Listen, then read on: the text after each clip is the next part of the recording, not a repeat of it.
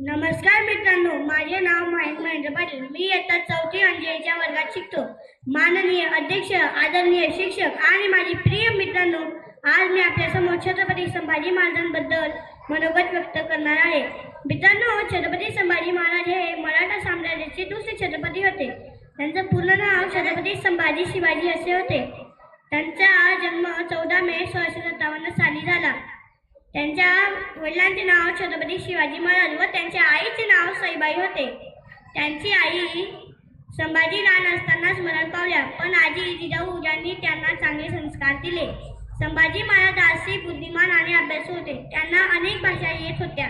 त्यांना पुस्तकांची खूप आवड होती.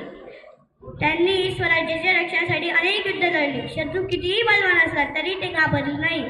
त्यांच्यावर खूप संकट आले, पण तरी त्यांनी धर्म आणि स्वराज्य सोडले नाही. संभाजी महाराज हे शौर्य, त्याग आणि स्वाभिमानाचे प्रतीक होते. दुःख कितीही आले तरी ते घाबरले नाही. धर्म, सत्य, स्वराज्यासाठी हारले नाही.